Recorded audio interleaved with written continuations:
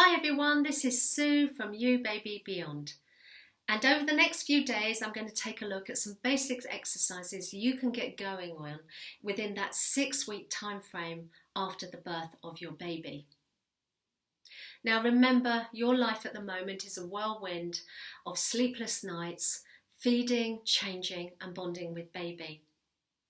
So your number one priority is to make sure that you rest, that you sleep, that you feed yourself right and you get used to your new routine. But as and when you are ready to get going, I highly recommend that you start with the best form of exercise, and that's to go for a walk. It's going to help you to get out and about, to start to feel that you're on your road to recovery. It's going to clear your mind. No two recoveries for any new mum are going to be the same. After the birth, some mums can feel alert, relaxed and happy, while others can feel bruised, exhausted and sad. You can have a mixture of both emotions because again, your hormones will be playing havoc in your body. So again, remember, it's not a race. Take your time. Going out for a walk, especially if you are with someone, can help you voice any concerns or worries that you have. Also helps you to enjoy this little baby that you have with you. Then, when you're ready and you want to progress a little bit further, the first exercise after walking I recommend is your breath and pelvic floor.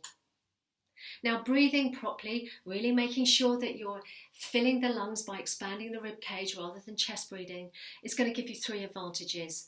It's going to boost your immune system, it's going to help you with your respiratory and circulatory system.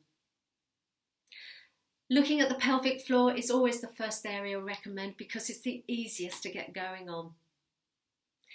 We want to prevent any symptoms such as stress incontinence. It's also going to help you that if you went through a full labour and you had a vaginal delivery, for any bruising or swelling that's around that area, working on the pelvic floor is going to help improve the circulation to bring that much needed healing. And don't worry if you've got stitches, because pelvic floor exercises will not affect them in any way. So let me show you the first exercise for this week, breath and pelvic floor work. Okay, so let's take a look at the breath and pelvic floor. We need to lay down on the ground. Heels are just in line with your hips.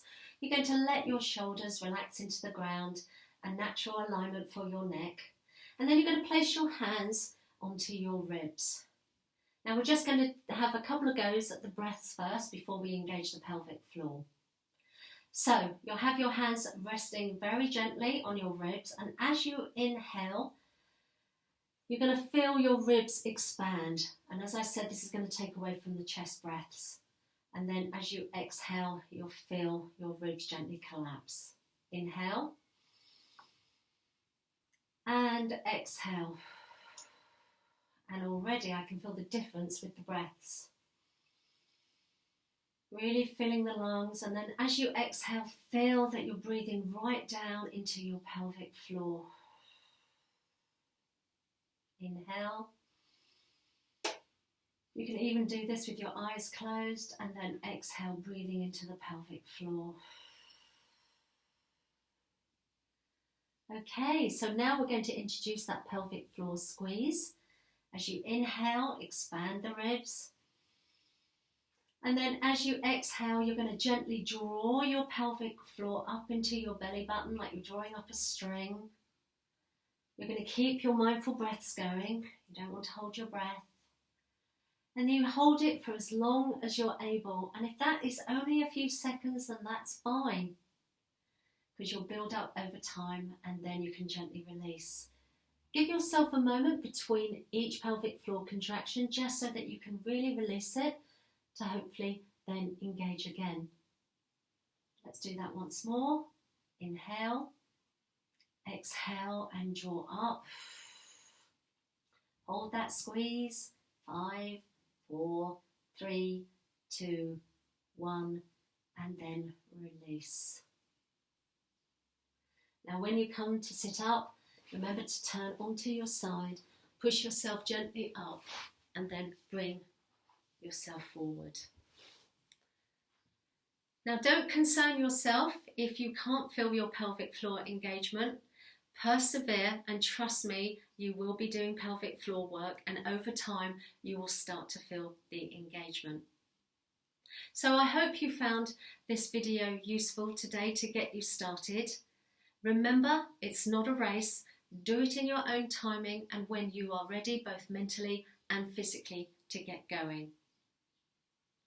I look forward to seeing you tomorrow when we're going to look about engaging lower tummy work together with pelvic floor work. In the meantime, take care of you and baby, and I'll see you again soon. Bye.